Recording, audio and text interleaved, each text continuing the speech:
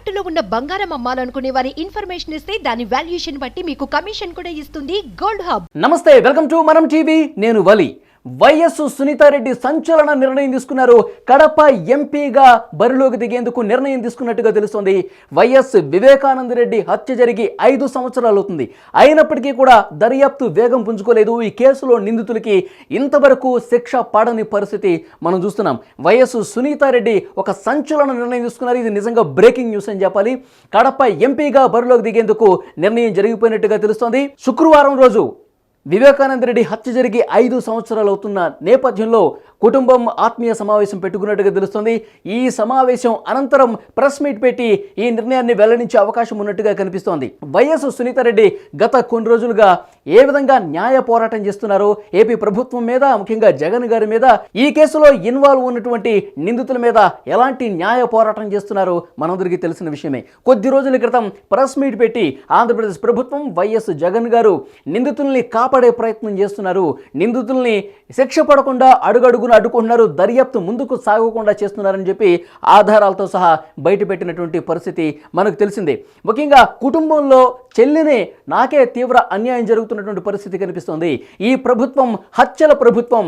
ఈ ప్రభుత్వం ఇలాగే ఉంటే నాకు న్యాయం జరిగే పరిస్థితి లేదు, రాష్ట్రంలో ఉన్న ప్రజలకు కూడా న్యాయం జరిగే పరిస్థితి లేదు. వైఎస్ జగన్ గారికి, వైసీపీకి ఓటు వేయొద్దంటూ సంచలన ప్రకటన కొద్ది రోజుల క్రితమే చేసిన విషయం కూడా మనకు తెలిసింది. ముఖ్యంగా ఈ కేసులో నిందితులు ఎవరికి కూడా శిక్ష పడకుండా, ఈ దర్యాప్తు ముందుకు సాగకుండా జగన్ గారు ఏ విధంగా అడ్డుకుంటున్నారు. ఆయన చాలా ప్రసంగాల్లో చెప్తూ ఉంటారు, నా అక్కలు, నా చెల్లెమ్మలు అని చెప్పి. సొంత కుటుంబంలో ఉన్నటువంటి చెల్లెమ్మకే తీవ్ర అన్యాయం జరుగుతుంటే కనీసం పట్టించుకోవట్లేదు, నేను ఆయన చెల్లెల్ని కాదా అని చెప్పి ప్రశ్నించినటువంటి పరిస్థితి కూడా మనకు తెలిసింది. సో రాజకీయపరమైన పోరాటం కూడా ప్రారంభించినట్టుగా తెలుస్తుంది. రాజకీయపరమైన నిర్ణయం తీసేసుకున్నట్టుగా మనకి సమాచారం వస్తుంది. ముఖ్యంగా వైఎస్ వివేకానందరెడ్డి హత్య కేసుకు సంబంధించి ఒకసారి మనం మూలాల్లోకి వెళితే కనుక 5 సంవత్సరాల క్రితం సరిగ్గా ఇదే రోజు అత్యంత దారుణంగా చంపేశారు వైఎస్ వివేకానందరెడ్డిని. అప్పుడు ప్రతిపక్షంలో ఉన్నారు జగన్మోహన్ రెడ్డి గారు. అప్పుడు గొడ్డలితో అతి దారుణంగా చంపేశారు. అయితే యాక్చువల్గా ముందుగా గుండెపోటు అని ప్రచారం జరిగింది. లేదు, దారుణంగా హత్య చేశారని వార్త ఎప్పుడైతే బయటకు వచ్చిందో అప్పుడు జగన్మోహన్ రెడ్డి గారు ఒక కీలక ప్రకటన చేశారు. గొడ్డలితో అత్యంత దారుణంగా చిన్నాన్నని చంపేశారు, దీని వెనకాల చంద్రబాబు నాయుడు గారి హస్తం ఉంది, ఆయనే చంపించేశాడు అని చెప్పి ఆరోపణ చేశారు. సిబిఐతో ఎంక్వైరీ చేయాలంటూ డిమాండ్ చేశారు. అప్పుడు హైకోర్టును కూడా ఆశ్రయించి సిబిఐ విచారణకు డిమాండ్ చేస్తూ ఆయన పిటిషన్ కూడా వేసిన పరిస్థితుంది. ఆ తర్వాత ఎలక్షన్స్ జరిగాయి. ఎలక్షన్స్లో గెలిచారు వైఎస్ జగన్మోహన్ రెడ్డి గారు. గెలిచిన తర్వాత ఏదైతే సిబిఐ ఎంక్వైరీ కావాలని పిటిషన్ వేశారో దాన్ని ఉపసంహరించుకున్నారు. రాష్ట్ర పోలీసులతో సిట్ని ఏర్పాటు చేశారు. దీంతో రాష్ట్ర పోలీసులతో ఏర్పాటు చేసిన ఈ సిట్ దర్యాప్తును పూర్తిగా నీరుగార్చే విధంగా ప్రయత్నం జరిగింది. దీన్ని గ్రహించారు వైఎస్ సునీతారెడ్డి. వెంటనే న్యాయ పోరాటం మరింత ఉధృతం చేసి చాలామందిని కలిశారు. ఈ కేసు ముందుకు పోవట్లేదని చెప్పి న్యాయ పోరాటం చేసి కోర్టులను ఆశ్రయిస్తే కోర్టు అప్పుడు సిబిఐ ఎంక్వైరీకి ఆదేశించిన పరిస్థితి. ఇక సిబిఐ ఎంక్వైరీ ప్రారంభించిన తర్వాత కూడా అసలు ఏకంగా సిబిఐ అధికారులు కూడా పూర్తిగా భయపెట్టే పరిస్థితికి వచ్చారు. ఆంధ్రప్రదేశ్ ప్రభుత్వం వైఎస్ జగన్మోహన్ రెడ్డి గారి అండతో సిబిఐ దర్యాప్తు వేగంగా ముందుకు సాగకుండా చేశారు. సో ఎట్టకేలకు ఈ కేసులను ఒకరి తర్వాత ఒకరిని విచారిస్తూ జరుగుతున్నటువంటి ఈ క్రమంలో అవినాష్ రెడ్డి గారి పేరు బయటకు వచ్చింది, తర్వాత భాస్కర్ రెడ్డి గారి పేరు బయటకు వచ్చింది. వాళ్ళిద్దరికీ సంబంధించి ఈ కేసులో ఇన్వాల్వ్మెంట్ ఉంది, వీరి పాత్ర ఉందని చెప్పి సిబిఐ గుర్తించి అరెస్టు చేసే క్రమంలో ఎన్ని నాటకీయ పరిణామాలు జరిగాయో మనం చూసాం. కర్నూలు ఆసుపత్రి దగ్గర ఎంత హైడ్రామా నడిచిందో గతం ఒకసారి చూసుకుంటే కనుక అర్థమవుతుంది. ఆసుపత్రి దగ్గర వైసీపీ కార్యకర్తలు అక్కడ పూర్తిగా బలగాలన్నీ కూడా మోహరించి ఆసుపత్రి లోపల బయట పెద్ద డ్రామాను నడిచింది. సిబిఐ అధికారులు అటువైపు వెళ్లకుండా చేశారు. సిబిఐ అధికారులను పూర్తిగా భయపెట్టే ప్రయత్నం కూడా చేశారు. కొంతమంది అవినాష్ రెడ్డి అభిమానులు కావచ్చు, అనుచరులు కావచ్చు. సో ఇంత గలాట చేశారు. ఇదంతా జగన్ గారి ప్రమేయం వల్లే జరిగింది. జగన్ గారు నిందితుల పట్ల పూర్తిగా వాళ్ళని రక్షించే ఉద్దేశంతోనే, వాళ్ళ మీద ఏగా వాలకుండా చేసే ఉద్దేశంతోనే ఆయన అండ ఉంది కాబట్టి సిబిఐ అధికారులు ఆ రోజు ఒక్క అడుగు కూడా ముందుకు వేయలేదని అర్థమవుతుంది. సునీతారెడ్డి గారు ఇంకా తన పోరాటం కొనసాగిస్తూనే ఉన్నారు. జగన్మోహన్ రెడ్డి గారు ఈ విధంగా అసలు సొంత కుటుంబంలో చెల్లెలకే ఇంత తీవ్రమైనటువంటి అన్యాయం చేస్తే రాష్ట్రంలో ఉన్న ప్రజల పరిస్థితి ఏంటి? ఎవరికైనా న్యాయం దక్కే పరిస్థితి ఉందా? ఈ ప్రభుత్వం పోవాలి, ఈ ప్రభుత్వానికి ఈసారి ఎట్టి పరిస్థితుల్లో ఓటు వేయద్దు అని చెప్పి ఆమె బహిరంగంగా ప్రెస్ మీట్ పెట్టి ప్రకటన చేసిన విషయం కూడా మనకు తెలిసిందే. సో ఈ నేపథ్యంలో రాజకీయ మార్పు కావాలి, రాజకీయ నిర్ణయం తీసుకుంటే నాకు మద్దతు ఇవ్వండి అని చెప్పి ఆమె కోరే అవకాశం కనిపిస్తోంది. వివేకానంద రెడ్డి గారి హత్య జరిగి 5 సంవత్సరాలు అవుతుంది. ఇప్పటి వరకు కూడా నిందితులకు శిక్ష పడలేదు. ముఖ్యంగా మాజీ ముఖ్యమంత్రి సోదరుడు వివేకానంద రెడ్డి, ప్రస్తుతం ముఖ్యమంత్రికి చిన్నాన్న.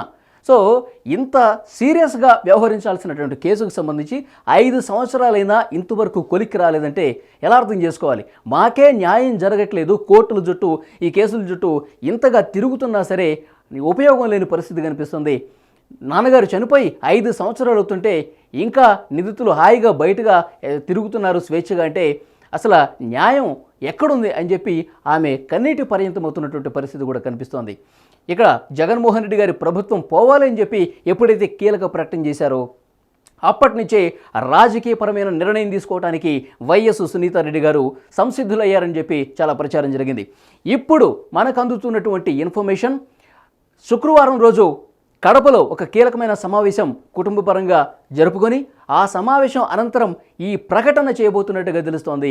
రాజకీయ నిర్ణయం అయిపోయింది, ఇక బహిరంగపరచడమే ఈ నిర్ణయం తరువాయి అన్న సమాచారం మనకు వస్తోంది. కడప ఎంపీగా బరిలోకి దిగేందుకు సునీతారెడ్డి గారు సిద్ధమైపోయినట్టుగా తెలుస్తోంది. అయితే ఆమె ఇండిపెండెంట్గా పోటీ చేస్తారా లేదంటే ఏదైనా పార్టీ నుంచి పోటీ చేస్తారా, ఇదైతే కొంచెం క్లారిటీ రావాల్సిన అవసరం ఉంది. ఎందుకంటే ముందు నుంచి కూడా సపోర్ట్ చేస్తున్నారు వైఎస్ షర్మిల గారు. షర్మిల గారు ప్రస్తుతం కాంగ్రెస్ పార్టీ అధ్యక్షురాలుగా ఉన్నారు. కాంగ్రెస్ పార్టీ నుంచి పోటీ చేయాలని చెప్పి కొంత డిమాండ్ కూడా వస్తుంది. మరోవైపు ఎప్పుడైతే జగన్ గారికి పూర్తి వ్యతిరేకంగా ఆమె ప్రెస్ మీట్ పెట్టి కొన్ని వ్యాఖ్యలు చేశారో అప్పుడే చంద్రబాబు నాయుడు గారికి, అంటే వివేకానంద రెడ్డి కేసుకు సంబంధించి ముందు నుంచి నాకు సపోర్ట్గా నిలిచారు చంద్రబాబు గారు, రఘురామకృష్ణరాజు గారు, మరికొంతమంది పేర్లు చెప్పారు. వాళ్ళందరికీ ధన్యవాదాలు తెలియజేశారు. అయితే ఇప్పుడు తెలుగుదేశం పార్టీ నుంచి కూడా డిమాండ్ వస్తుంది. మీరు రాజకీయ నిర్ణయం తీసుకుని ఒకవేళ మీరు రాజకీయ అరంగేట్రం చేయాలంటే కనుక, మీరు పోటీ చేయాలంటే కనుక మా పార్టీ నుంచి పోటీ చేస్తే మేము అంగీకరిస్తాము, మేము కూడా టికెట్ ఇవ్వడానికి మీకు సిద్ధంగా ఉన్నామని చెప్పి ఈ పార్టీలు కూడా కొంత మద్దతు తెలియజేసే పరిస్థితి ఉందని ఒక ప్రచారం అయితే జరుగుతుంది. అయితే పార్టీలతో సంబంధం లేకుండా ఇండిపెండెంట్గా బరిలో దిగే అవకాశమే ఎక్కువ ఉందని మనకి సమాచారం వస్తుంది.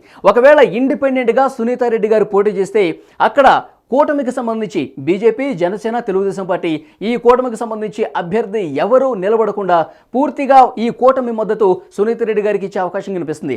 అలాంటి మద్దతు కనుక ఈ 3 పార్టీల నుంచి ఉంటే కాంగ్రెస్ పార్టీ కూడా, అంటే వైఎస్ షర్మిల ముందు నుంచి సపోర్ట్ చేస్తున్నారు కాబట్టి కాంగ్రెస్ పార్టీ కూడా వైఎస్ సునీతారెడ్డికే మద్దతు ఇస్తారా లేదన్నది కూడా చూడాల్సిన అవసరం అయితే కనిపిస్తుంది. ఇప్పటికైతే కాంగ్రెస్ పార్టీ నుంచి ఒక డిమాండ్ అయితే వస్తుంది. ఆమె కనుక పోటీ చేస్తే కనుక కాంగ్రెస్ నుంచే పోటీ చేయాలని చెప్పేసి అంటూ ఉన్నారు. మరి రాజకీయపరమైన నిర్ణయం అయిపోయిన తర్వాత ఆమె ఇండిపెండెంట్గా దిగుతారా లేదంటే ఏదైనా పార్టీ నుంచి పోటీ చేస్తారన్నది తెలియాల్సి ఉంది. రేపైతే ఒక కీలక సమావేశం కుటుంబ పరంగా పెట్టుకుంటున్నారు. 5 సంవత్సరాలు అయిన నేపథ్యంలో మరి ఆ ప్రెస్ మీట్లో రాజకీయంగా ఎలాంటి డెసిషన్ ఉంటుంది, ఎంపీగా పోటీ చేస్తారనే నిర్ణయం అయిపోయిందని చెప్తున్నటువంటి పరిస్థితుల్లో ఇంకా ఎలాంటి విషయాలు మాట్లాడతారు అనేది కూడా కొంత ఆసక్తి గల పరిణామంగా కనిపిస్తుంది. చూడాలి ఏం జరుగుతుందో. Thank you very much.